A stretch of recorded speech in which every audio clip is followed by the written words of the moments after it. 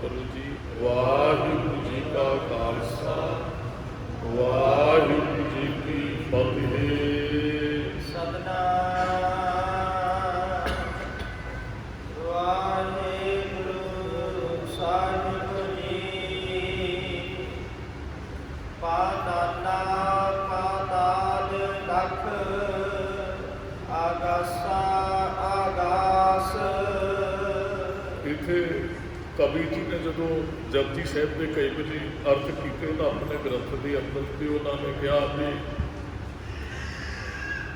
महाराज की विचार जी है ना वो सिद्धा दे नाल हो रही है। किसी ने कहा सत आकाश सत पताल है, पर जो कहता इतिहास को पक्ष है तो सतगुरु बगदाद के अंदर जाते दस्तगीर पीर इस गल की शंका करता है। वह एक चेला सतगुरां की रसना तो जपजी साहिब का पाठ सुनता है, उन्होंने बड़ा जिथे आनंद आता है उत्थे उहदे अंदर एक तर्क भी पैदा होता है भी साडा इस्लाम तो कहता है सत पताल ते सत आगास है, तो बाबा कह रहे पताला पताल लख आगासा आगास।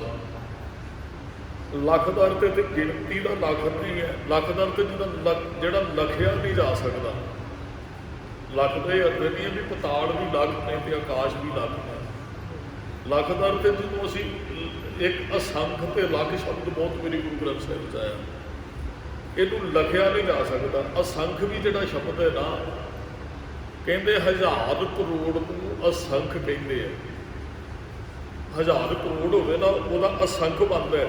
तो महाराज ने कहा आपां ने विचार की है भी असंख कहे है सिर भार होए भी जे असीं रब को असंख भी कहने तो सिर ते भार चढ़ाउण वाली गल है। भाव कि वह असंख दे विच भी नहीं आउंदा, लख दे विच भी नहीं आउंदा, ਉਹਦਾ ਕਥਨ नहीं किया जा सकता, ਉਹਨੂੰ लखिया नहीं जा सकता। महाराज ने इत्थे बचन वरते पताला पताल लख आगासा आगास। वो दस्तगीर का चेला ना ये बचन सुनता है। तो महाराज ने जो जपजी साहिब का भोग पाया तो उत्थे कीर्तन आरंभ किया। सतगुरां ने जो आसा की बात उत्थे गाई जे सो चंदा उको मैं सूरज चढ़े 1000 इत्ते चानन होंदियां गुर बिन घोर अंधार। महाराज ने मरखीर से क्या वड्डे किया वड्याइयां किश कहना कहन ना जाए। वो चेले ने जाके ना दस्तगीर पीर को दसिया, कहते जी एक काबुल आया असी 7 आकाशां ते पतालां की गल करते हैं, वो तो कहते लखां आकाश ते पताल ने जिहदा अंत कोई नहीं है। वो दस्तगीर पीर ने ना अपने चेलियां नूं ते अपनी प्रजा नूं क्या, क्योंकि वो धार्मिक बंदा भी है और सियासी बंदा भी, उत्थों का राजा भी है धार्मिक आगू भी है। वो अपने नगर के लोगों को कहता है भी तुसीं पत्थर मार के इन्हों मार दो जिहड़े लखां आकाश के पतालों की गल करते हैं। ये साडे कोल भाई गुरदास जी दी वारां च प्रमाणित जिहड़ी ये घटना है। फिर बाबा गया बगदाद नूं बाहर जाए किया अस्थाना, एक बाबा अकाल रूप दूजा नबाबी मरदाना दिती बांग निवाज कर सुन समान हुआ जहाना। कहते होया कि जो पत्थर मारन वास्ते आए ना सुन समान हुआ जाना, वो जहान नगरी के लोग सुन उन नगरी भई देख पीर भया राना। उन्होंने एक तरह पत्थर चुके महाराज को मारन वास्ते वटे। महाराज ने गुरबार अकाल का नारा दिता तो उन्होंने हाथ उत्थे ही रह गए जिथे हाथ उन्होंने पत्थर मारन लिए खड़े किए। सुन उन नगरी पई, एक तो सुन हो गई नगरी में शरीर जाम हो गए, उन्होंने पत्थर बन गए। तो दूसरा भी वो मौन भी धारण करके बोलिया अपनी ज़्यादा पत्थर बोलना थोड़ी, उन्होंने शरीर इहो ਜਿਹੇ हो गए। हुण वेखै ध्यान लगाए कर एक फकीर वड्डा पछताना। दस्तगीर पीर ने ध्यान ला के वेख्या भी ये तो कोई वड्डा पछताना पीर है। गुरु नानक साहिब जी वाल वेख्या पुछया, फिर कह दस्तगीर कौन फकीर किसदा कर हाना, तू कौन फकीर है, तेरा घर कित्थे है, तू रहिंदा कित्थे है। दस्तगीर पीर ने फिर गुरु नानक साहिब जी को पुछया, नानक कल विच आया रब फकीर इको पहचाना। कहते गुरु नानक साहिब जी संसार से आए ने, गुरु नानक साहिब ते रब च कोई अंतर नहीं। आप नारायण कला धार जग में परवरियो जोत रूप हर आप गुरु नानक कहायो प्रगट सगल हर भवन में जन नानक गुर पार ब्रह्म। वो उस्तत हुई गुरु नानक साहिब की रब ते गुरु इको जे है। हुण होया कि भी जदों वो महाराज के अगे तरले लेंदा है, महाराज भी इन्हों ठीक करो, ਉਹ ਮਹਾਰਾਜ ਨੂੰ ਉਹਨਾਂ ਦੇ ਹੱਥ ਖੁੱਲ੍ਹ ਗਏ। ਜਦੋਂ ਉਹਨਾਂ ਦੇ ਸਰੀਰ ਪੱਥਰ ਬਣੇ ਠੀਕ ਹੋ ਗਏ ਤੇ ਉਹ ਕਹਿੰਦੇ ਜੀ ਤੁਸੀਂ ਲੱਖ ਪਤਾਲਾਂ ਆਕਾਸ਼ਾਂ ਦੀ ਗੱਲ ਕਰਦੇ ਹੋ। ਮਹਾਰਾਜ ਕਹਿੰਦੇ ਹਨ ਹੈਗੇ ਹੈ। ਕਹਿੰਦੇ ਜੀ ਸਾਡੇ ਤੇ ਧਾਰਮਿਕ ਗ੍ਰੰਥ ਕਹਿੰਦੇ 7 ਨੇ ਆਕਾਸ਼ ਤੇ 7 ਪਤਾਲ। ਮਹਾਰਾਜ ਕਹਿੰਦੇ ਜਿੰਨਾ ਕੁ ਉਹਨਾਂ ਨੇ ਜਾਣਿਆ ਉਹਨਾਂ ਨੇ ਕਿਹਾ ਇੱਕ ਹੁੰਦਾ ਵੀ ਅਸੀਂ ਕਿਸੇ ਦੇ ਘਰੇ ਜਾ ਕੇ ਕੁਝ ਵੇਖਦੇ ਆ, ਆਪਾਂ ਕਿਤੇ ਜਾ ਕੇ ਕੁਝ ਕਿਸੇ ਸ਼ਹਿਰ 'ਚ ਕੋਈ ਮੰਨ ਲਓ ਦਿੱਲੀ 'ਚ ਜਾਂਦਾ ਹੈ, ਕਿੰਨਾ ਕੁ ਘੁੰਮੇਗਾ, ਘਰ ਘਰ ਤੋਂ ਜਾ ਨਹੀਂ ਸਕਦਾ। ਤੇ ਕਿਸੇ ਨੇ ਦਿੱਲੀ ਹੈਲੀਕਾਪਟਰ ਤੇ ਘੁੰਮਣੀ ਹੋਵੇ ਜਹਾਜ਼ ਤੇ, ਉਹ ਸਾਰਾ ਕੁਝ ਪਤਾ ਕਰ ਲੈਂਦੇ, ਉੱਪਰ ਵੇਖਦਾ। ਤੇ ਗੁਰੂ ਨਾਨਕ ਸਾਹਿਬ ਮਹਾਰਾਜ ਨੇ ਉਹ ਸਬਰ ਕੀਤਾ ਜਿਹੜਾ ਹੈਲੀਕਾਪਟਰ ਵਾਲਾ ਵੀ ਉਹਨਾਂ ਨੇ ਉਤੋਂ ਸੰਸਾਰ ਨੂੰ ਵੇਖਿਆ। ਇਸ ਕਰਕੇ ਬਾਬਾ ਬਹੁਤ ਕੁਝ ਜਾਣਦਾ ਹੈ ਸੰਸਾਰ ਬਾਰੇ, ਜੋ ਲਿਖਿਆ ਉਹ ਸੱਚ ਹੈ। ਫਿਰ ਪੁੱਛੇ ਪੀਰ ਪ੍ਰਕਾਰ ਕਰ ਇਹ ਫਕੀਰ ਵੱਡਾ ਅਤਾਈ। ਕਹਿੰਦੇ ਫਿਰ ਪੁੱਛਦੇ ਵੀ ਫਕੀਰ ਜੇ ਵੱਡੇ ਹੋ। ਉਹਨੇ ਤਕਰਾਰ ਕੀਤੀ, ਕਹਿੰਦੇ ਜੀ ਲੱਖਾਂ ਕਾਸ਼ਾਂ ਤੇ ਪਤਾਲਾਂ ਦੀ ਗੱਲ ਕਰਦੇ ਹੋ, ਇੱਥੇ ਵਿੱਚ ਬਗਦਾਦ ਦੇ ਵੱਡੀ ਕਰਾਮਾਤ ਦਿਖਲਾਈ ਤੁਸੀਂ, ਤੇ ਵੱਡੀ ਕਰਾਮਾਤ ਦਿਖਲਾਈ ਵੀ ਲੱਖਾਂ ਪਤਾਲਾਂ ਤੇ ਕਾਸ਼ਾਂ ਦੀ ਗੱਲ ਹੈ। ਪਤਾਲ ਆਕਾਸ਼ ਲੱਖ ਓੜ ਕਪਾਲੀ ਖਬਰ ਸੁਣਾਈ। ਕਹਿੰਦੇ ਤੁਸੀਂ ਵੱਖਰੀ ਖਬਰ ਸੁਣਾ ਦਿੱਤੀ ਹੈ ਵੀ ਇੰਨੇ ਪਤਾਲ ਤੇ ਆਕਾਸ਼ ਹੈ। ਫਿਰ ਦੁਰਾਇਨ ਦਸਤਗੀਰ ਅਸੀਂ ਵੀ ਵੇਖਾਂ ਜੋਤ ਹੋਏ ਪਾਈ। ਕਹਿੰਦੇ ਜਿੰਨਾ ਤੁਹਾਨੂੰ ਗਿਆਨ ਹੈ ਅਸੀਂ ਵੇਖਣਾ ਚਾਹੁੰਦੇ ਹਾਂ। ਗੁਰੂ ਨਾਨਕ ਸਾਹਿਬ ਨੂੰ ਸਵਾਲ ਕਰਦਾ ਹੈ ਕਿ ਜੇ ਤੁਸੀਂ ਕਹਿੰਦੇ ਹੋ ਲੱਖਾਂ ਪਤਾਲਾਂ ਤੇ ਆਕਾਸ਼ ਨੇ, ਫਿਰ ਸਾਨੂੰ ਵੀ ਵਿਖਾਓ। ਕਈ ਵਾਰੀ ਬੰਦਾ ਨਾ ਕਿਸੇ ਦੇ ਕਹੇ ਤੇ ਯਕੀਨ ਨਹੀਂ ਕਰਦਾ, ਕਹਿੰਦਾ ਜੀ ਸਾਨੂੰ ਪ੍ਰੈਕਟੀਕਲ ਵਿਖਾਓਗੇ ਤੇ ਫਿਰ ਅਸੀਂ ਮੰਨਾਂਗੇ ਕਿ ਜੋ ਤੁਸੀਂ ਕਹਿ ਰਹੇ ਹੋ ਸਾਨੂੰ ਪ੍ਰੈਕਟੀਕਲ ਕਰਕੇ ਵਿਖਾਓ ਵੀ ਇਹ ਸੱਚ ਹੈ। ਫਿਰ ਦੁਰਾਇਨ ਦਸਤਗੀਰ, ਜੋ ਦਸਤਗੀਰ ਨੇ ਤਕਰਾਰ ਕੀਤੇ ਨਾਲ ਨੀਤਾ ਬੇਟਾ ਪੀਰ ਦਾ। ਮਹਾਰਾਜ ਕਹਿੰਦੇ ਚੱਲ ਫਿਰ ਤੈਨੂੰ ਵਿਖਾ ਦਿੰਦੇ ਆ। ਕਹਿੰਦਾ ਜੀ ਮੈਂ ਨਹੀਂ ਜਾ ਸਕਦਾ, ਮੈਨੂੰ ਆਪਣੇ ਬੇਟੇ ਤੇ ਵਿਸ਼ਵਾਸ ਜੋ ਦੱਸੇਗਾ। ਅੱਖੀ ਮੀਟ ਗਿਆ ਹਵਾਈ। ਮਹਾਰਾਜ ਕਹਿੰਦੇ ਉਹਦੇ ਬੇਟੇ ਨੂੰ ਕਹਿੰਦੇ ਫਿਰ ਅੱਖਾਂ ਬੰਦ ਕਰ। ਮਹਾਰਾਜ ਨੇ ਉਹਦਾ ਹੱਥ ਪਕੜਿਆ, ਅੱਖਾਂ ਬੰਦ ਕੀਤੀਆਂ ਤੇ ਅੱਖ ਝਪਕਣ ਦੇ ਸਮੇਂ ਦੇ ਅੰਦਰ ਹੋਇਆ ਕਿ ਲੱਖ ਆਕਾਸ਼ ਪਤਾਲ ਲੱਖ ਅੱਖ ਪੁਰਖ ਵਿੱਚ ਸਭ ਦਿਖਲਾਈ। ਕਹਿੰਦੇ ਅੱਖ ਦੇ ਝਪਕੇ ਦੇ ਅੰਦਰ ਅੱਖ ਝਪਕਣ ਲੱਗਾ, ਕਿੰਨਾ ਕੁ ਟਾਈਮ ਲੱਗਦਾ ਹੈ। ਕਹਿੰਦੇ ਇੰਨੇ ਸਮੇਂ ਦੇ ਅੰਦਰ ਗੁਰੂ ਨਾਨਕ ਸਾਹਿਬ ਨੇ ਲੱਖਾਂ ਪਤਾਲਾਂ ਤੇ ਆਕਾਸ਼ਾਂ ਦੀ ਸੈਰ ਕਰਾ ਦਿੱਤੀ। ਹੁਣ ਹੋਇਆ ਕਿ ਜਦੋਂ ਜਾ ਰਹੇ ਸਨ ਮਹਾਰਾਜ ਨੇ ਇੱਕ ਗੱਲ ਕਹੀ ਦਸਤਗੀਰ ਪੀਰ ਦੇ ਬੇਟੇ ਨੂੰ, ਕਹਿਣ ਲੱਗਾ ਵੀ ਤੇਰੇ ਬਾਪ ਨੇ ਯਕੀਨ ਨਹੀਂ ਕਰਨਾ, ਤੂੰ ਤੇ ਵੇਖ ਚੱਲਿਆ। ਕਹਿੰਦੇ ਜਿੱਥੇ ਜਿੱਥੇ ਗੁਰੂ ਨਾਨਕ ਸਾਹਿਬ ਜੀ ਲੈ ਕੇ ਗਏ ਨੇ ਉੱਥੇ ਸੰਗਤ ਬੈਠੀ ਜਾਪ ਕਰ ਰਹੀ ਹੈ, ਉੱਥੇ ਕੜਾਹ ਪ੍ਰਸ਼ਾਦ ਤਿਆਰ ਹੁੰਦਾ। ਜਿੰਨੀਆਂ ਵੀ ਧਰਤੀਆਂ ਜਿੰਨੇ ਪਤਾਲ ਆਕਾਸ਼ ਨੇ ਉੱਥੇ ਉਹ ਕਿਣਕਾ ਮਹਾਰਾਜ ਕਹਿੰਦੇ ਤੂੰ ਸਾਰੀ ਥਾਵਾਂ ਤੋਂ ਪ੍ਰਸ਼ਾਦ ਦਾ ਲੈ, ਤੇਰੇ ਬਾਪ ਨੂੰ ਫਿਰ ਯਕੀਨ ਹੋਏਗਾ। ਭਾਰ ਕੱਚ ਕੌਲ ਪ੍ਰਸ਼ਾਦ ਦਾ ਧੁਰੋਂ ਪਤਾਲੇ ਲਈ ਕਢਾਈ। ਕਹਿੰਦੇ ਪ੍ਰਸ਼ਾਦ ਦਾ ਕੌਲਾ ਭਰ ਲਾ, ਤੇਰੇ ਬਾਪ ਨੂੰ ਤਾਂ ਯਕੀਨ ਆਏਗਾ। ਜ਼ਹਰ ਕਲਾ ਨਾ ਛਪੇ ਛਪਾਈ। ਉਹਨੇ ਪ੍ਰਸ਼ਾਦ ਦਾ ਕੌਲਾ ਭਰਿਆ ਤੇ ਥੋੜੇ ਸਮੇਂ ਦੇ ਅੰਦਰ ਗੁਰੂ ਨਾਨਕ ਸਾਹਿਬ ਨੇ ਉਹਦਾ ਹੱਥ ਛੱਡਿਆ ਤੇ ਉਹ ਦਸਤਗੀਰ ਦਾ ਬੇਟਾ ਹੈਰਾਨ ਹੋ ਗਿਆ। ਉਹ ਦਸਤਗੀਰ ਨੂੰ ਕਹਿੰਦੇ ਪੀਰ ਜੀ ਜੋ ਗੁਰੂ ਨਾਨਕ ਸਾਹਿਬ ਨੇ ਕਿਹਾ ਉਹ ਸੱਚ ਹੈ, ਜੋ ਗੁਰੂ ਸਾਹਿਬ ਕਹਿੰਦੇ ਉਹ ਸੱਚ ਹੈ। ਮੈਂ ਲੱਖਾਂ ਪਤਾਲਾਂ ਤੇ ਆਕਾਸ਼ਾਂ ਦੇ ਦਰਸ਼ਨ ਕੀਤੇ ਹੈ। ਕਹਿੰਦਾ ਪ੍ਰੂਫ, ਕਹਿੰਦਾ ਕੜਾਹ ਦਾ ਕੌਲਾ ਜਿਹੜਾ ਪਕੜੋ, ਮੈਂ ਉੱਥੋਂ ਲੈ ਕੇ ਬਾਬੇ ਨਾਨਕ ਦੀ ਤੋਂ ਉੱਥੇ ਵੀ ਜੈ ਜੈਕਾਰ ਹੋ ਰਹੀ ਹੈ ਪਤਾਲਾਂ ਦੇ ਅੰਦਰ ਤੇ ਆਕਾਸ਼ਾਂ ਦੇ ਅੰਦਰ। ਗੁਰੂ ਨਾਨਕ ਸਾਹਿਬ ਨੂੰ ਉੱਥੇ ਵੀ ਲੋਕ ਜਾਣਦੇ ਆ। ਉਹ ਫਿਰ ਦਸਤਗੀਰ ਭਾਈ ਗੁਰੂ ਸਾਹਿਬ ਜੀ ਦੇ ਚਰਨਾਂ ਤੇ ਡਿੱਗਦਾ। ਉਹਨੇ ਫਿਰ ਗੁਰੂ ਨਾਨਕ ਸਾਹਿਬ ਨੂੰ ਆਪਣਾ ਗੁਰੂ ਧਾਰਨ ਕੀਤਾ। ਉਹਨੇ ਆਪਣੀ ਪ੍ਰਜਾ ਨੂੰ ਗੁਰੂ ਨਾਨਕ ਸਾਹਿਬ ਜੀ ਦੇ ਸਿੱਖ ਬਣਾਇਆ। ਬਗਦਾਦ ਦੇ ਅੰਦਰ ਇੱਕ ਥੜਾ ਹੈ, ਜਿਸ ਥੜੇ ਤੇ ਗੁਰੂ ਨਾਨਕ ਸਾਹਿਬ ਨੂੰ ਬਿਠਾਇਆ। ਫਿਰ ਸਾਰਿਆਂ ਨੇ ਗੁਰੂ ਨਾਨਕ ਸਾਹਿਬ ਮਹਾਰਾਜ ਦੀ ਉਸਤਤ ਕੀਤੀ ਹੈ। ਉਹ ਬੜੇ ਪਿਆਰ ਦੇ ਨਾਲ ਫਿਰ ਸਤਿਗੁਰਾਂ ਦੀ ਉਸਤਤ ਗਾਉਂਦੇ। ਅੱਜ ਵੀ ਉੱਥੇ ਬੜੀ ਵੱਡੀ ਗਿਣਤੀ ਦੀ ਸੰਗਤ ਇਕੱਤਰ ਹੁੰਦੀ ਹੈ। ਗੁਰੂ ਨਾਨਕ ਸਾਹਿਬ ਜੀ ਦੀ ਮਹਿਮਾ ਨੂੰ ਗਾਇਆ ਜਾਂਦਾ ਹੈ। ਮਹਾਰਾਜ ਕਹਿੰਦੇ ਪਤਾਲਾਂ ਪਤਾਲ ਲੱਖ ਆਗਾਸਾਂ ਆਗਾਸ। ਭਾਈ ਲੱਖਾਂ ਪਤਾਲ ਤੇ ਆਕਾਸ਼ ਨੇ। ਉਹ ਪਰਮਾਤਮਾ ਨੇ ਸਤਿਗੁਰੂ ਜਦੋਂ ਬਚਨ ਕਰਦੇ ਹੈ ਕਿ ਉਹਨੇ ਰੱਬ ਨੇ ਸਭ ਕੁਝ ਹੁਕਮ 'ਚ ਬੰਦਿਆ। ਜਾਂ 14 ਇੱਥੇ ਉਹ ਭਵਨਾਂ ਦੀ ਗੱਲ ਹੁੰਦੀ ਹੈ। ਮੈਂ ਪਿੱਛੇ ਵੀ ਦਾਸ ਨੂੰ ਬੇਨਤੀ ਕੀਤੀ ਸੀ, ਦੋਏ ਦੀਵੇ 14 ਹਟ ਨਾਤੇ। ਮਹਾਰਾਜ ਅੱਜ ਵੀ ਕਹਿੰਦੇ ਭਾਈ ਉਹਨਾਂ ਦੀ ਗਿਣਤੀ ਕੋਨੀ ਕਿੰਨੇ ਪਤਾਲ ਤੇ ਆਕਾਸ਼ ਹਨ।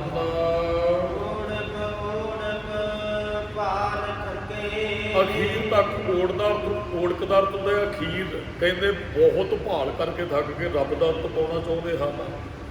ਸਿਰੇ ਤੱਕ ਉਹਨਾਂ ਨੇ ਰੱਬ ਨੂੰ ਜਾ ਕੇ ਦੇਖਿਆ ਪਰ ਕੋਈ ਅੰਤ ਪਾ ਨਹੀਂ ਸਕਿਆ। ਭਾਲ ਕੇ ਥੱਕ ਗਏ। ਇੱਕ ਲੂਣ ਦੀ ਡਲੀ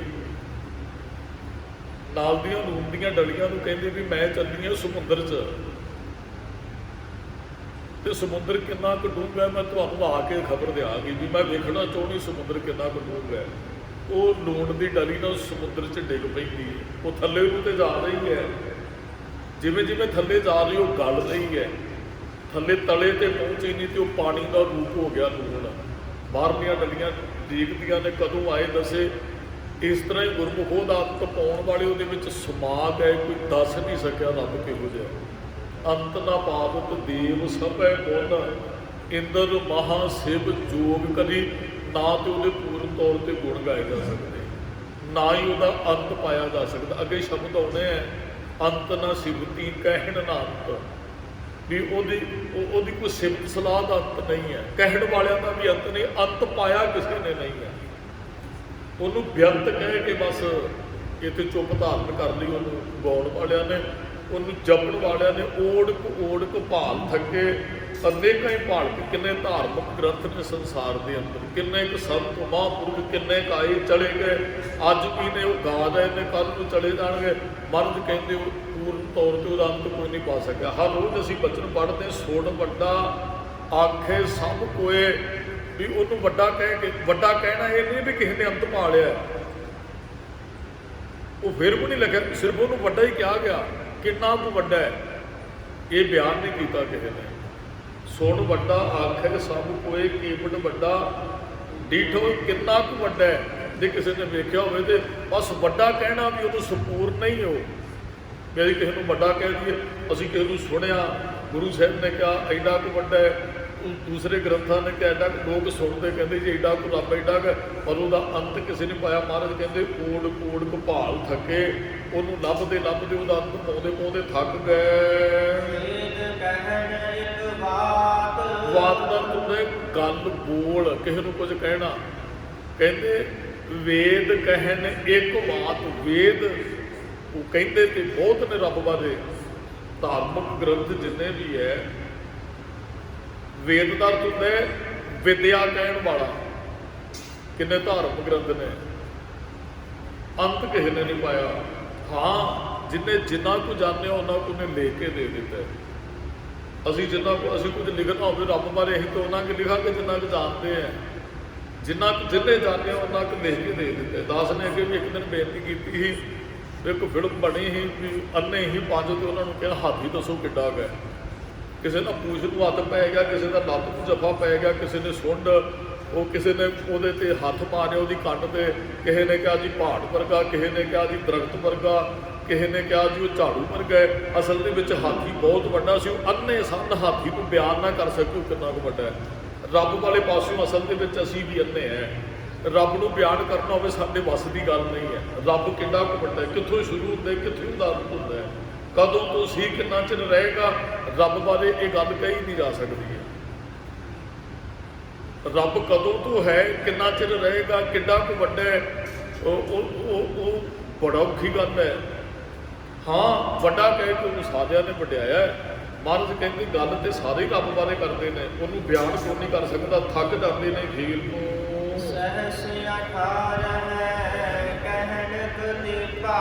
ਹੁਣ ਮੁਸਲਮਾਨਾਂ ਤੇ ਈਸਾਈਆਂ ਦੇ ਅੰਦਰ ਨਾ ਸਹਿਸ ਹਜ਼ਾਰ ਨੂੰ ਕਹਿੰਦੇ 18 ਕਹਿਣ ਕਤੇਬਾ। ਉਹ ਜਿਹੜੇ ਹਜ਼ਾਰਾਂ ਉਹ ਕਤੇਬ ਨੇ, ਕਹਿੰਦੇ ਤੇ ਹੈ ਵੀ ਜਿੰਨੇ ਵੀ ਧਾਰਮਿਕ ਗ੍ਰੰਥ ਹੈ ਸੰਸਾਰ ਦੇ ਅੰਦਰ, ਜੋ ਵੀ ਕਿਸੇ ਨੇ ਲਿਖਿਆ, ਮਹਾਰਾਜ ਕਹਿੰਦੇ ਤੇ ਬਹੁਤ ਨੇ। ਰੱਬ ਬਾਰੇ ਬਿਆਨ ਤੇ ਬਹੁਤ ਕਰਦੇ ਨੇ ਵੀ ਰੱਬ ਕਿਹੋ ਜਿਹਾ, ਰੱਬ ਕਿੱਥੇ ਰਹਿੰਦੇ, ਰੱਬ ਕੀ ਕਰਦਾ ਹੈ। ਹਜ਼ਾਰਾਂ ਆਲਮ ਨੇ ਪਰ ਉਹਨੂੰ ਬਿਆਨ ਕਿਸੇ ਨੇ ਕੋਈ ਨਹੀਂ ਕੀਤਾ। ਸਹਿਸ ਠਾਦੇ ਕਹਿਣ ਕਤੇਬਾ। ਅਗਲੇ ਬਚਨ ਪੜੋ ਜੀ। ਉਹਨਾਂ ਨੇ ਇਹੀ ਗੱਲ ਕਿਹਾ, ਅਸਲ ਦੇ ਅੰਦਰ ਇੱਕ ਧਾਤ, ਇੱਕ ਧਾਤ ਤੋਂ ਰੱਬ ਤੋਂ ਹੀ ਸਾਰਾ ਕੁਝ ਬਣਿਆ। ਪਤਾਲ ਦੀ ਬਾਰੇ ਇਹਨੇ ਗੱਲ ਕੀਤੇ ਤੇ ਰੱਬ ਨਹੀਂ ਪੈਂਦਾ ਹੈ। ਹਾਂ, ਕਈ ਵਾਰੀ ਨਾ ਬਣਾਉਣ ਵਾਲੇ ਨੂੰ ਇਹ ਖਬਰ ਨਹੀਂ ਰਹਿੰਦੀ ਉਹਨੇ ਕੀ ਕੁਝ ਬਣਾਇਆ, ਬਣਾਉਣ ਵਾਲੇ ਨੂੰ ਵੀ ਨਹੀਂ। ਕਈ ਵਾਰੀ ਬੰਦਾ ਵੇਖੋ ਕੋਈ ਗੱਡੀਆਂ ਹੀ ਬਣਾਉਂਦਾ ਹੈ, ਉਹ ਇੱਕ ਮਾਡਲ ਸ਼ੁਰੂ ਕਰਦਾ, ਫਿਰ ਉਹਦੀਆਂ ਏਜੰਸੀਆਂ ਚੱਲ ਪੈਂਦੀਆਂ ਗਾਂ ਦੀ ਗਾਂ। ਅਸਲ ਵਿੱਚ ਉਹ ਬੰਦਾ ਗਿਣਤੀ ਮਿਣਤੀ ਤੋਂ ਫਿਰ ਬਾਹਰ ਹੋ ਜਾਂਦਾ ਹੈ ਵੀ ਕਿੰਨਾ ਕੁ ਮਾਲ ਉਹ ਵੇਚ ਚੁੱਕਿਆ, ਕਿੰਨਾ ਕੁ ਬਣ ਰਿਹਾ, ਕਿੰਨਾ ਕੁ ਉਹ ਸਾਹਮਣੇ ਸਭ ਕੁਝ ਰਿਹਾ, ਪਰ ਉਹਨੂੰ ਇਸ ਗੱਲ ਦੀ ਖਬਰ ਨਹੀਂ ਹੁੰਦੀ ਹੈ, ਬਹੁਤੀ ਖਬਰ ਨਹੀਂ ਹੁੰਦੀ ਹੈ। ਰੱਬ ਨੇ ਕੀ ਕੁਝ ਬਣਾਇਆ ਤੇ ਰੱਬ ਹੀ ਜਾਣ ਸਕਦਾ ਹੈ। ਕੋਈ ਰੱਬ ਨੂੰ ਪੁੱਛੇ ਤੇ ਮਹਾਰਾਜ ਕਹਿੰਦੇ ਸਾਡੇ ਕਹਿਣ ਦੀ ਗੱਲ ਨਹੀਂ ਹੈ, ਅਸਲ ਵਿੱਚ ਇਹ ਸਭ ਕੁਝ ਰੱਬ ਤੋਂ ਪੈਦਾ ਹੋਇਆ ਹੈ। ਅਸਲ ਵਿੱਚ ਇਹ ਸਭ ਕੁਝ ਵਾਹਿਗੁਰੂ ਤੋਂ ਪੈਦਾ ਹੋਇਆ ਹੈ। ਇੱਕ ਧਾਤ ਤੋਂ ਸਭ ਕੁਝ ਬਣਿਆ। ਵੈਸੇ ਤਾਂ ਸ੍ਰਿਸ਼ਟੀ ਦੀ ਰਚਨਾ ਦੀ ਜਦੋਂ ਗੱਲ ਹੋਈ ਤੇ ਸਤਿਗੁਰਾਂ ਨੇ ਕਿਹਾ ਵੀ ਏਕ ਕਵਾਵੇ ਤੇ ਸਭ ਹੋਆ। ਰੱਬ ਨੇ ਇੱਕ ਹੁਕਮ ਕੀਤਾ ਤੇ ਉਹਦੇ ਹੁਕਮ ਤੋਂ ਸਭ ਕੁਝ ਪੈਦਾ ਹੋਇਆ। ਰੱਬ ਨੂੰ ਕਿਸੇ ਮਟੀਰੀਅਲ ਦੀ ਲੋੜ ਨਹੀਂ ਪਈ ਹੈ।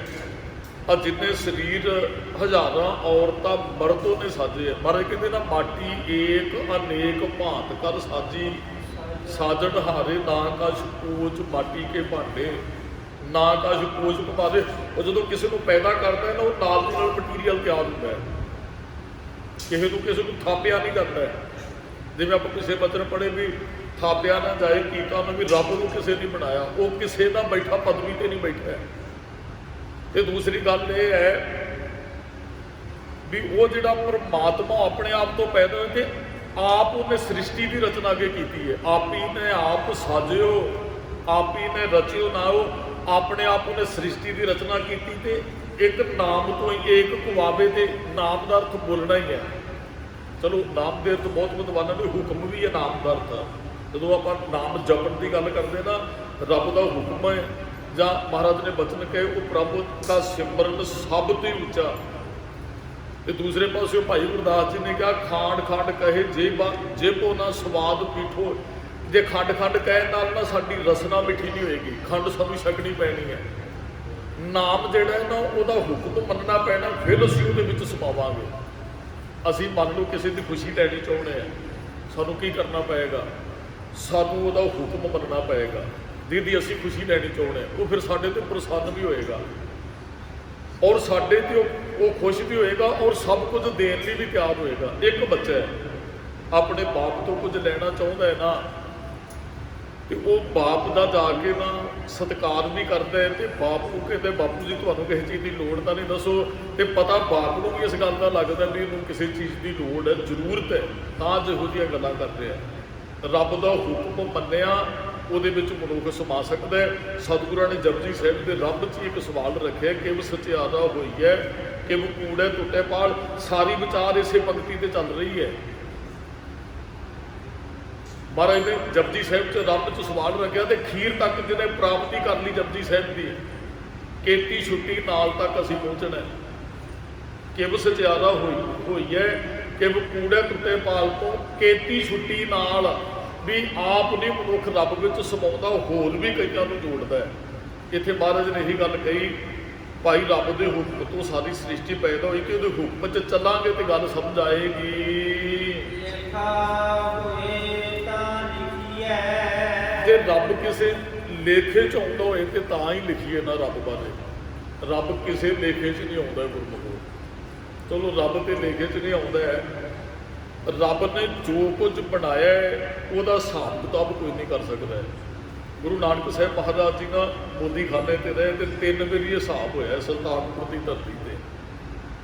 ਲੋਕ ਜਾ ਕੇ ਨਵਾਬ ਕੋਲ ਸ਼ਿਕਾਇਤਾਂ ਲਾਉਂਦੇ ਹੈ ਜੀ ਨਾਨਕ ਤੇ ਲੇਖਾ ਹਿਸਾਬ ਕਿਤਾਬ ਵੀ ਕੋਈ ਨਹੀਂ ਰੱਖਦਾ। ਜਿਹੜਾ ਕੋਈ ਆਉਂਦਾ ਹੈ ਉਹ ਝੋਲੀਆਂ ਭਰ ਭਰ ਕੇ ਦਿੱਤੀ ਜਾਂਦੇ ਹੈ ਤੇ ਤੁਸੀਂ ਇੱਕ ਵਾਰੀ ਹਿਸਾਬ ਕਿਤਾਬ ਤੇ ਕਰੋ। ਉਹ ਕਿਸੇ ਦੇ ਕਹਿਣ ਤੇ ਨਵਾਬ ਭਾਈਏ ਜੈ ਰਾਮ ਨੂੰ ਸੱਦਦਾ ਹੈ ਵੀ ਨਾਨਕ ਤੇ ਹੱਟ ਲਟਾ ਰਿਹਾ ਹੈ, ਭਾਈ ਮੈਨੂੰ ਹਿਸਾਬ ਚਾਹੀਦਾ ਹੈ। ਹੁਣ ਇਸ ਗੱਲ ਦੀ ਚਿੰਤਾ ਤੇ ਭਾਈਏ ਜੈ ਰਾਮ ਨੂੰ ਕਿਉਂਕਿ ਨੌਕਰੀ ਤੇ ਵੀ ਉਹਨਾਂ ਨੇ ਲਵਾਇਆ ਸੀ ਨਾਨਕ ਸਾਹਿਬ।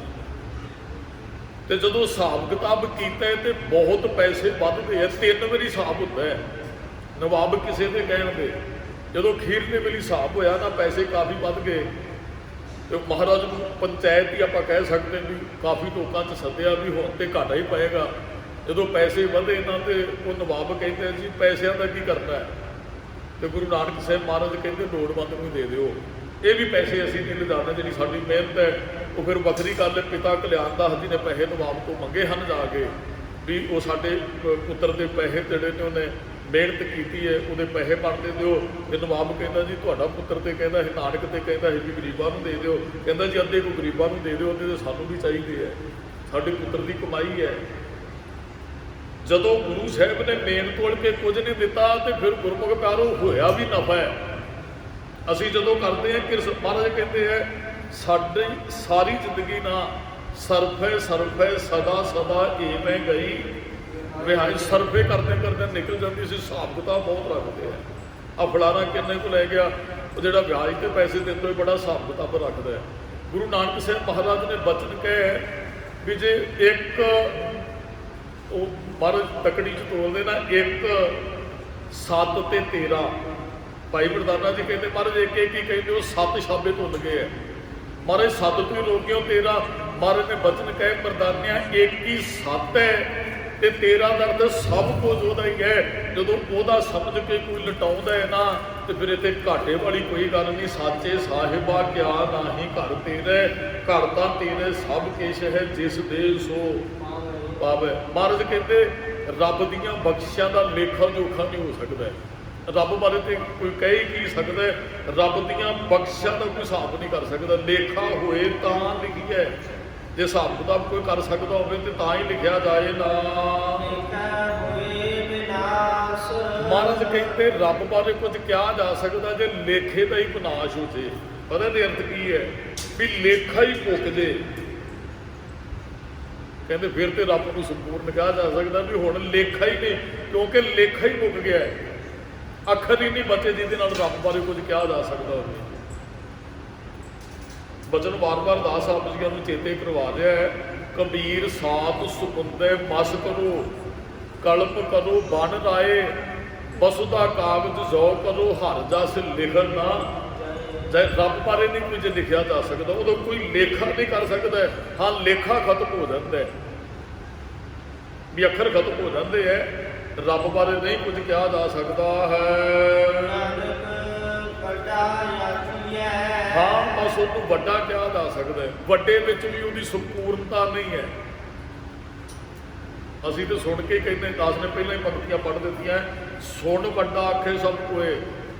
ਸਾਰਿਆਂ ਨੇ ਸੁਣਿਆ ਜੀ ਬੜਾ ਵੱਡਾ ਰੱਬ, ਬੜਾ ਵੱਡਾ। ਅਸੀਂ ਵੀ ਕਿਹਾ ਬੜਾ ਵੱਡਾ ਬੜਾ ਵੱਡਾ। ਔਰ ਮਹਾਰਾਜ ਕਹਿੰਦੇ ਕੇਵੜ ਵੱਡਾ, ਕਿੰਨਾ ਕੁ ਵੱਡਾ ਹੈ। ਡੀਠਾ ਹੋਏ ਇਹਨਾਂ ਨੇ ਨੇਤਰਾਂ ਨਾਲ ਵੇਖਿਆ ਹੋਵੇ ਉਹਨੂੰ। ਗੁਰੂ ਸਾਹਿਬ ਜੀ ਤੇ ਕਹਿੰਦੇ ਤੇਰਾ ਕੀਤਾ ਜਾਤੂ ਨਾ ਹੀ ਮੈਨੂੰ ਜੋਗ ਕੀ ਕੋਈ ਕੀ ਤੋਈ, ਤੇਰੇ ਕੀਤੇ ਨੂੰ ਕੋਈ ਜਾਣ ਹੀ ਨਹੀਂ ਸਕਦਾ। ਤੇਰੇ ਬਾਰੇ ਸੰਪੂਰਨ ਕੋਈ ਨਹੀਂ ਕਹਿ ਸਕਦਾ ਰੱਬ ਕਿੰਨਾ ਕੁ ਵੱਡਾ ਹੈ। ਹਾਂ ਵੱਡਾ ਆਖਦੇ ਸਾਰੇ, ਹਾਂ ਅਸੀਂ ਵੱਡਾ ਆਖਦੇ ਉਹ ਆਪ ਹੀ ਰੱਬ ਆਪਣੇ ਬਾਰੇ ਜਾਣਦੇ ਉਹ ਕਿੰਨਾ ਕੁ ਵੱਡਾ ਹੈ। ਉਹ ਲਿਖਿਆ ਨਹੀਂ ਜਾ ਸਕਦਾ, ਉਹ ਬੋਲਿਆ ਨਹੀਂ ਜਾ ਸਕਦਾ। ਤੇਰੇ ਕਵਣ ਕਵਣ ਗੁਣ ਕਹੇ ਕਹੇ ਗਾਵਾਂ ਤੂੰ ਸਾਹਿਬ ਗੁਣੀ ਨਿਧਾਨਾ, ਤੁਮਰੀ ਮਹਿਮਾ ਵਰਨ ਨਾ ਸਾਕੋ। ਤੇਰੀ ਵਡਿਆਈ ਨੂੰ ਲਿਖਿਆ ਨਹੀਂ ਜਾ ਸਕਦਾ, ਕਿਹਾ ਨਹੀਂ ਜਾ ਸਕਦਾ। ਤੂੰ ਠਾਕੁਰ ਊਚ, ਭਗਵਾਨਾਂ ਬਸ ਆਹ ਹੀ ਗੱਲ ਕਹੀ ਜਾ ਸਕਦੀ। ਤੂੰ ਉੱਚਾ ਉੱਚਾ ਕਹਿ ਲਓ, ਵੱਡਾ ਕਹਿ ਲਓ, ਉਹਦਾ ਅਰਥ ਕੀ ਹੈ? ਬੜਾ ਉੱਚਾ ਹੈ। ਤੇ ਤੇਰੀ ਉਚਾਈ ਨੂੰ ਮਾਪਿਆ ਨਹੀਂ ਜਾ ਸਕਦਾ। ਤੂੰ ਕਿੱਡਾ ਉੱਚਾ ਹੈ, ਤੂੰ ਕਿੱਡਾ ਕੁ ਵੱਡਾ, ਕਿਸੇ ਦਾਇਰੇ 'ਚ ਨਹੀਂ ਆਉਂਦਾ ਹੈ। ਵੱਡਾ ਕਹਿ ਸਕਦੇ ਆ ਪਰ ਤੂੰ ਕਿਸੇ ਦਾਇਰੇ 'ਚ ਨਹੀਂ ਹੈ। ਆਪਾਂ ਨੇ ਬਹੁਤ ਵਾਰੀ ਬਚਨ ਪੜ੍ਹੇ ਨੇ, ਜਦੋਂ ਕਿਤੇ ਗੁਰੂ ਸਾਹਿਬ ਦਾ ਗੁਰਪੁਰਬ ਆਉਂਦਾ ਇਹਨਾਂ ਤੇ ਰਾਗੀ ਸਿੰਘ ਇਹ ਸ਼ਬਦ ਪੜ੍ਹਦੇ ਆ, ਨਾਰਾਇਣ ਨਰਪਤ ਨਮਸਕਾਰੈ, ਐਸੇ ਗੁਰ ਕੋ ਬਲ ਬਲ ਜਾਈਏ, ਆਪ ਮੁਕਤ ਮੋਹਿ ਤਾਰੈ, ਕਵਣ ਕਵਣ ਕਵਣ ਗੁਣ ਕਹੀਏ, ਅੰਤ ਨਹੀਂ ਕਾਜ ਪਾਵੇ। ਤੇਰੇ ਕਿਹੜੇ ਕਿਹੜੇ ਗੁਣ ਬਿਆਨ ਕਰੀਏ, ਤੇਰਾ ਅੰਤ ਤੇ ਕੋਈ ਪਾਰਾਵਾਰ ਨਹੀਂ ਹੈ। ਜਪਜੀ ਸਾਹਿਬ ਜੀ ਨਾਲ ਮਹਾਰਾਜ ਨੇ ਰੱਬ ਬਾਰੇ ਸਾਨੂੰ ਸਮਝਾਇਆ ਉਹ ਕਿੰਨਾ ਕੁ ਵੱਡਾ ਹੈ, ਉਹਨੂੰ ਬਿਆਨ ਨਹੀਂ ਕੀਤਾ ਜਾ ਸਕਦਾ। ਤੇ ਮਹਾਰਾਜ ਦਾ ਕਹਿਣ ਦਾ ਮਤਲਬ ਹੈ ਇੰਨੇ ਵੱਡੇ ਨੂੰ ਛੱਡ ਕੇ ਤੂੰ ਫਿਰ ਦੂਸਰਿਆਂ ਦੇ ਪਿੱਛੇ ਕਿਉਂ ਦੌੜਦਾ ਹੈ? ਤੇਰਾ ਰੱਬ ਏਡਾ ਵੱਡਾ ਹੈ, ਵੱਡੇ ਦੀਆਂ ਵਡਿਆਈਆਂ ਕਿਛ ਕਹਿ ਨਾ ਜਾਏ। ਵੱਡਾ ਤੇਰਾ ਦਰਬਾਰ ਸੱਚਾ ਤੁਧ ਤਖਤ, ਸਿਰ ਸ਼ਾਹਾਂ ਪਾਤਸ਼ਾਹੋ ਨਿਹਚਲ ਚੌਰ ਛੱਤ। ਫਿਰ ਉਸ ਰੱਬ ਨੂੰ ਛੱਡ ਕੇ ਫਿਰ ਵੀ ਤੂੰ ਦੂਸਰੇ ਪਾਸੇ ਜਾ ਰਿਹਾ। ਮਹਾਰਾਜ ਕਹਿੰਦੇ ਉਹ ਵਿਸ਼ਾਲ ਹੈ, ਉਹ ਬਹੁਤ ਵੱਡਾ ਹੈ, ਆਪੇ ਹੀ ਜਾਣਦਾ ਉਹ ਕਿੰਨਾ ਕੁ ਵੱਡਾ ਹੈ। ਸਾਰੇ ਉਹਦੀ ਸਿਫਤ ਸਲਾਹਤਾ ਕਰਦੇ ਹੈ। ਜਿੰਨੇ ਵੀ ਜੀਵ ਨੇ ਅੰਮ੍ਰਿਤ ਵੇਲੇ ਉੱਠੇ ਹੋਣਗੇ ਤੇ ਸਾਰਿਆਂ ਨੇ ਰਸਨਾ ਤੋਂ ਵਾਹਿਗੁਰੂ ਵਾਹਿਗੁਰੂ ਕਿਹਾ ਹੋਵੇਗਾ। ਕਿਸੇ ਨੇ ਰਾਮ ਕਿਹਾ ਹੋਵੇਗਾ, ਕਿਸੇ ਨੇ ਗੌਡ, ਕਿਸੇ ਨੇ ਅੱਲਾ, ਕਿਸੇ ਨੇ ਕਰੀਮ ਰਹੀਮ, ਕਿਸੇ ਨੇ ਨਰੈਣ ਵੀ ਕਿਹਾ ਹੋਵੇਗਾ। ਕਿਆ ਤੇ ਹੈ, ਸੁਣਾਉਂਦੇ ਤੇ ਸਾਰੇ ਹੀ ਹੈ, ਪਰ ਮਹਾਰਾਜ ਕਹਿੰਦੇ ਹਨ ਸੁਰਤ ਨਾ ਪਾਈਆ। ਮਹਾਰਾਜ ਕਹਿੰਦੇ ਏਤੀ ਸੁਰਤ ਨਾ ਪਾਈਆ। ਉੱਥੇ ਸੁਰਤ ਨਹੀਂ ਪਹੁੰਚੀ ਜਿੱਥੇ ਤੂੰ ਰਹਿੰਦਾ। ਸੋ ਦਲ ਕਿਹਾ ਸੋ ਗੱਲ ਕਿਹਾ, ਜੇ ਤੂੰ ਬਹਿ ਸਰਬ ਸੰਭਾਲੇ। ਅਸੀਂ ਸਾਰੇ ਕਹਿੰਦੇ ਤੇ ਹੈ ਤੇਰੇ ਉਸ ਦਲ ਘਰ ਬਾਰੇ ਜਾਣਦੇ ਕੁਝ ਨਹੀਂ। ਜਿੱਥੇ ਮੈਂ ਗਿਆ ਹੀ ਨਹੀਂ ਉਹਦੇ ਬਾਰੇ ਮੈਂ ਦੱਸ ਕੀ ਸਕਦਾ ਹੈ। ਰੱਬ ਦੇ ਘਰ ਅਜੇ ਪਹੁੰਚੇ ਹੀ ਨਹੀਂ ਹੈ, ਫਿਰ ਬਿਆਨ ਵੀ ਨਹੀਂ ਕੀਤਾ ਜਾ ਸਕਦਾ। ਹਾਂ, ਜਿਨ੍ਹਾਂ ਨੇ ਰੱਬ ਨੂੰ ਪ੍ਰਾਪਤ ਕੀਤਾ ਉਹਨਾਂ ਦੀਆਂ ਕਥਾ ਕਹਾਣੀਆਂ ਅਸੀਂ ਰੋਜ਼ ਸੁਣਦੇ ਹਾਂ। ਅਸੀਂ ਉਸ ਪ੍ਰਮਾਤਮਾ ਬਾਰੇ ਕੁਝ ਨਹੀਂ ਕਹਿ ਸਕਦੇ, ਅਸੀਂ ਜਾਣਦੇ ਹੀ ਕੁਝ ਨਹੀਂ ਹੈ। ਜਿਨ੍ਹਾਂ ਨੇ ਜਾਣਿਆ ਉਹਨਾਂ ਤੋਂ ਅਸੀਂ ਪੁੱਛਣ ਵਾਸਤੇ ਵੀ ਰੋਜ਼ ਆ ਜਾਂਦੇ ਹਾਂ। ਮਹਾਰਾਜ ਕਹਿੰਦੇ ਇੰਨੀ ਸੁਰਤ, ਮਸਕੀਨ ਸਾਹਿਬ ਜੀ ਕਹਿੰਦੇ ਆ ਮੇਰੇ ਕੋਲ ਐਡੀ ਉੱਚੀ ਸੁਰਤ ਨਹੀਂ ਮੈਂ ਜਪਜੀ ਸਾਹਿਬ ਦੀ ਅਰਥ ਕਰ ਸਕਾਂ। ਕਹਿੰਦੇ ਜਦੋਂ 5 ਪੌੜੀਆਂ ਕੀਤੀਆਂ ਵਾਪਸ ਝਾਤ ਮਾਰੀ ਵੀ ਵੇਖੀਏ ਤੇ ਸਹੀ ਵੀ ਸਹੀ ਅਰਥ ਹੋਏ ਨੇ। ਕਹਿੰਦੇ ਫਿਰ ਉਹ ਅਰਥ ਪਟਾ ਕੇ ਦੁਬਾਰਾ ਲਿਖਣੇ ਪਏ, ਫਿਰ ਪਟਾ ਕੇ ਦੁਬਾਰਾ। ਉੱਥੇ ਸੁਰਤ ਨਹੀਂ ਪਹੁੰਚ ਸਕਦੀ ਜਿੱਥੇ ਗੁਰੂ ਸਾਹਿਬ ਨੇ ਜਪਜੀ ਸਾਹਿਬ ਉਚਾਰਨ ਕੀਤਾ ਹੈ। ਤੇ ਰੱਬ ਕਿੰਨਾ ਕੁ ਵੱਡਾ ਹੈ ਤੇ ਸਾਡੀ ਸੁਰਤ ਤੋਂ ਸੋਚ ਮੰਡਲ ਤੋਂ ਬਾਹਰ ਦੀ ਗੱਲ ਹੈ ਨਾ। ਮਹਾਰਾਜ ਕਹਿੰਦੇ ਹਾਂ ਸਿਫਤ ਸਲਾਹ ਉਹਦੀ ਗਾ ਸਕਦੇ ਆ, ਉਹਨੂੰ ਵੱਡਾ ਵੱਡਾ ਕਹਿ ਸਕਦੇ ਆ, ਵਾਹਿਗੁਰੂ ਵਾਹਿਗੁਰੂ ਕਰ ਸਕਦੇ ਆ। ਪਰ ਉਹ ਕਿੰਨਾ ਕੁ ਵੱਡਾ ਹੈ, ਇਹ ਉਹਦੀ ਸੁਰਤ ਹੋਏਗੀ ਤੇ ਫਿਰ ਉਹਨੂੰ ਮਾਪਿਆਂ ਤੋਂ ਲਿਆ ਜਾ ਸਕਦਾ ਹੈ। ਮਹਾਰਾਜ ਕਹਿੰਦੇ ਨਦੀਆਂ ਤੇ ਉਹ ਵਾੜੇ ਜਿਹੜੇ ਜਾਂ ਇਹਨਾਂ ਨੂੰ ਆਪਾਂ ਛੋਟੇ ਕਹਿ ਸਕਦੇ, ਜਿਹੜੇ ਸੂਏ ਨਿਕਲਦੇ ਹਨ। ਜਦੋਂ ਸਮੁੰਦਰ 'ਚ ਮਿਲ ਜਾਣ ਤੇ ਫਿਰ ਉਹਨਾਂ ਨੂੰ ਜਾਣਿਆ ਨਹੀਂ ਜਾਂਦਾ ਨਦੀ ਕਿਹੜੀ ਹੈ ਤੇ ਨਾਲਾ ਕਿਹੜਾ। ਜਪਣ ਵਾਲੇ ਨਾ, ਇਹ ਅਸਲ ਵਿੱਚ ਜਪਣ ਵਾਲਿਆਂ ਦੀ ਉੱਥੇ ਗੱਲ ਸਮੁੰਦਰ ਦਾ ਰੂਪ ਬਣ ਜਾਂਦੇ ਨੇ, ਫਿਰ ਨਹੀਂ ਜਾਣਿਆ ਜਾਂਦਾ ਕਬੀਰ ਕੌਣ ਹੈ ਤੇ ਉਹ ਭਗਤ ਤਰਲੋਚਨ ਜੀ ਕੌਣ ਸਨ, ਭਗਤ ਧੰਨਾ ਜੀ ਕੌਣ। ਹੁਣ ਇੱਕ ਰੂਪ ਹੈ, ਰੱਬ 'ਚ ਸਮਾ ਗਏ ਤਾਂ ਫਿਰ ਨਹੀਂ ਕਿਹਾ ਜਾ ਸਕਦਾ ਵੀ ਆ ਗੰਗਾ ਦਾ ਪਾਣੀ ਆ, ਜਮਨਾ ਦਾ ਪਾਣੀ ਆ ਫਲਾਣੀ, ਕਿਉਂਕਿ ਉਹ ਇੱਕ ਸਮੁੰਦਰ 'ਚ ਜਾ ਕੇ ਮਿਲ ਗਈਆਂ ਨਦੀਆਂ ਤੇ ਸਮੁੰਦਰ ਦਾ ਪਾਣੀ ਹੁੰਦਾ ਇੱਕ ਰੂਪ ਹੀ ਹੋ ਜਾਂਦਾ ਹੈ। ਮਹਾਰਾਜ ਕਹਿੰਦੇ ਕਹਿਣੇ ਵਾਲੇ ਤੇਰੇ ਰਹੇ ਸਮਾਏ, ਉਹਦੇ ਵਿੱਚ ਸਮਾ ਜਾਂਦੇ ਹੈ। ਨਦੀਆਂ ਜਿਹੜੀਆਂ ਜਦੋਂ ਸਮੁੰਦਰ 'ਚ ਪੈ ਜਾਂਦੀਆਂ ਭਾਈ, ਫਿਰ ਉਹਨਾਂ ਦਾ ਕੋਈ ਅਡਰਾ ਰੂਪ ਨਹੀਂ ਬਿਆਨ ਕਰ ਸਕਦਾ ਹੈ। ਸਮੁੰਦਰਾਂ ਦੇ ਪਾਤਸ਼ਾਹ ਤੇ ਸੁਲਤਾਨ ਜਿਨ੍ਹਾਂ ਦੇ ਖਜ਼ਾਨਿਆਂ ਵਿੱਚ ਮਹਾਰਾਜ ਕਹਿੰਦੇ ਹਨ ਖਜ਼ਾਨਿਆਂ ਵਿੱਚ ਪਹਾੜ ਜਿਹੜੇ ਧਨ ਪਦਾਰਥ ਨੇ। ਰੱਬ ਦੇ ਘਰ ਹੀ ਨਾ ਸਭ ਕੁਝ, ਜੋ ਕੁਝ ਸਾਡੇ ਕੋਲ ਹੈ ਰੱਬ ਦਾ ਦਿੱਤਾ ਹੈ, ਜੋ ਬਣਿਆ ਰੱਬ ਨੇ ਬਣਾਇਆ। ਸਮੁੰਦ ਸ਼ਾਹ ਸੁਲਤਾਨ ਰੱਬ ਹੀ ਹੈ। ਗਿਰਹਾ ਸੇਤੀ ਮਾਲ ਧਨ, ਉਹ ਧਨ ਦੇ ਭੰਡਾਰ ਭਰੇ ਨੇ, ਉਹਦੇ ਘਰ ਕਿਹੜੀ ਚੀਜ਼ ਦਾ ਘਟ ਹੈ। ਸਾਰਾ ਕੁਝ ਤੇ ਰੱਬ ਨੇ ਬਣਾਇਆ ਨਾ। ਤੇ ਅਸੀਂ ਜੇ ਕੁਝ ਮੰਗਦੇ ਮਿਲ ਵੀ ਉਹਦੇ ਘਰੋਂ ਦਿਆ। ਗੁਰੂ ਸਾਹਿਬ ਨੇ ਇਹੀ ਤੇ ਗੱਲ ਸਾਨੂੰ ਦ੍ਰਿੜ ਕਰਵਾਈ ਹੈ। ਮਹਾਰਾਜ ਕਹਿੰਦੇ ਹੈ ਦੱਦਾ ਦਾਤਾ ਏਕ ਹੈ ਸਭ ਕੋ ਦੇਵਨ, ਹਾਰ ਦਿੰਦੇ ਤੋੜ ਨਾ ਆਵਈ ਅਗਤ ਭਲੇ ਭੰਡਾਰ। ਨੌ ਨਿਧ ਤੇਰੇ ਸਗਲ ਨਿਧਾਨ, ਨਿਧਾਨ ਦੇ ਖਜ਼ਾਨੇ ਨੂੰ ਕਹਿੰਦੇ ਸਾਰੇ ਖਜ਼ਾਨੇ ਰੱਬ ਦੇ ਹੱਥ 'ਚ ਨੇ। ਉਹ ਸਾਰਿਆਂ ਤੋਂ ਵੱਡਾ ਸ਼ਾਹ ਸੁਲਤਾਨ ਹੈ, ਰਾਜਾ। ਹਾਂ, ਉਹ ਵੱਖਰੀ ਗੱਲ, ਅਸੀਂ ਦਾਤੇ ਨੂੰ ਨਹੀਂ ਮੰਗਦੇ ਹੈ, ਰਾਜੇ ਨੂੰ ਨਹੀਂ ਮੰਗਦੇ, ਦਾਤਾ ਹੀ ਮੰਗਦੇ ਹੈ। ਦਾਸ ਨੇ ਅੱਗੇ ਵੀ ਇੱਕ ਦਿਨ ਬੇਨਤੀ ਕੀਤੀ, ਰਾਜੇ ਕਿਸੇ ਨੇ ਨਮਾਇਸ਼ ਲਾਤੀ, ਕਹਿੰਦਾ ਜਿਹੜੀ ਚੀਜ਼ ਜਿਹਨੂੰ ਚਾਹੀਦੀ ਲੈ ਜਾਓ। ਤੇ ਸਾਰੇ ਕੁਝ ਨਾ ਕੁਝ ਲੈ ਕੇ ਗਏ। ਘੁਮਾਈ ਸਵੇਰ ਤੋਂ ਸ਼ਾਮ ਤੱਕ। ਰਾਜੇ ਨੇ ਪੁੱਛਿਆ ਆਪਣੇ ਸੈਨਿਕਾਂ ਨੂੰ ਜਾਂ ਜਿਹੜੇ ਉੱਥੇ ਨੌਕਰ ਸਨ, ਕਹਿੰਦੇ ਵੀ ਭਾਈ ਕੋਈ ਬੜਿਆ ਤੇ ਨਹੀਂ। ਕਹਿੰਦੇ ਘੁਮਾਈ ਉਹਨੂੰ ਸ਼ਾਇਦ ਕੋਈ ਚੀਜ਼ ਪਸੰਦ ਨਹੀਂ। ਕਹਿੰਦੇ ਜੀ ਸਦੋ, ਮਾਈ ਜੋ ਮੰਗੇਗੀ ਦੇ ਦਿਆਂਗੇ। ਉਹ ਰਾਜੇ ਕੋਲ ਆਉਂਦੀ ਹੈ। ਰਾਜਾ ਕਹਿੰਦਾ ਭਾਈ ਦੱਸੋ ਤੁਹਾਨੂੰ ਕੋਈ ਚੀਜ਼ ਪਸੰਦ ਨਹੀਂ ਆਈ? ਕਹਿੰਦੀ ਜੀ ਉਹਦੇ 'ਚੋਂ ਕੁਝ ਨਹੀਂ ਚਾਹੀਦਾ। ਰਾਜਾ ਕਹਿੰਦਾ ਅਸੀਂ ਤੁਹਾਡੇ ਨਾਲ ਵਾਅਦਾ ਕਰਦੇ ਹਾਂ, ਫਿਰ ਮੰਗ ਲਓ, ਜੋ ਮੰਗੋਗੇ ਦੇ ਦਿਓਗੇ। ਉਹ ਮਾਈ ਕਹਿੰਦੀ ਰਾਜੇ ਨੂੰ ਜੋ ਮੰਗਾਂਗੇ ਮਿਲੇਗਾ ਨਾ। ਮਾਈ ਮੰਗੋ, ਕਹਿੰਦੇ ਜੀ ਮੈਨੂੰ ਤੇ ਤੁਸੀਂ ਚਾਹੀਦੇ ਹੋ, ਮੇਰਾ ਪੁੱਤਰ ਕੋਈ ਨਹੀਂ ਹੈ, ਤੁਸੀਂ ਮੇਰੇ ਪੁੱਤਰ ਬਣ ਜਾਓ। ਤੇ ਉਹ ਰਾਜਾ ਉਹ ਮਾਈ ਨੂੰ ਨਮਸਕਾਰ ਕਰਦਾ ਹੈ। ਹੁਣ ਇਹਦਾ ਅਰਥ ਇਹ ਵੀ ਜੇ ਰਾਜਾ ਮਾਈ ਦਾ ਪੁੱਤਰ ਬਣ ਜਾਂਦਾ ਸਭ ਕੁਝ ਦੀ ਮਾਲਕ ਬਣ ਜਾਂਦੀ ਹੈ। ਅਸੀਂ ਦਾਤਾ ਮੰਗਦੇ, ਦਾਤੇ ਨੂੰ ਕਦੇ ਨਹੀਂ ਮੰਗਿਆ। ਸਾਨੂੰ ਦਾਤੇ ਨੂੰ ਮੰਗਣਾ ਚਾਹੀਦਾ। ਦਾਤਾ ਦੇ ਆਟੋਮੈਟਿਕ ਆ ਜਾਂਦੇ, ਤੂੰ ਪ੍ਰਭ ਦਾਤਾ ਦਾਨ ਮਤ ਪੂਰਾ ਹਮ ਥਾਰੇ ਭਿਖਾਰੀ ਜੀਓ ਮੈਂ ਕਿਆ ਮੰਗੂ ਕਿਛ ਥਿਰ ਨਾ ਰਹਾਈ ਹਰ ਦੀਜੈ ਨਾਮ। ਪਿਆਰੀ ਜੀਓ ਉਹਦੇ ਕੋਲ ਨਾਮ ਵੀ ਹੈ, ਦਾਤਾ ਵੀ, ਨਾਮ ਮੰਗੀਏ ਤੇ ਦਾਤਾ ਮੰਗਣ ਦੀ ਲੋੜ ਨਹੀਂ ਪੈਂਦੀ ਹੈ। ਮਹਾਰਾਜ ਕਹਿੰਦੇ ਆ ਪ੍ਰਭੂ ਦੀ ਸਿਫਤ ਸਲਾਹ ਕਰਨ ਵਾਲੇ ਦੀਆਂ ਨਜ਼ਰਾਂ ਵਿੱਚ ਇੱਕ ਕੀੜੀ ਦੇ ਬਰਾਬਰ ਵੀ ਨਹੀਂ ਹੁੰਦੇ ਹਨ।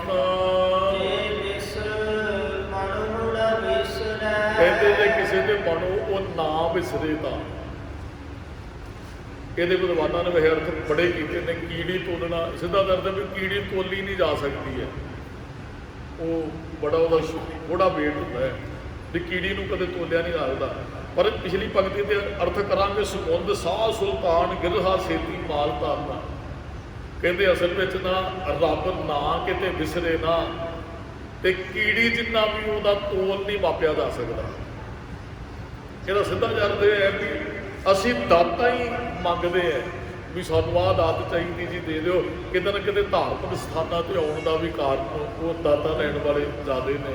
ਆਉਣ ਦਾ ਕਾਰਨ ਵੀ ਵੀ ਸਾਨੂੰ ਆਹ ਦਾਤ ਮਿਲ ਜੇ, ਆਹ ਦਾਤ ਮਿਲ ਜੇ।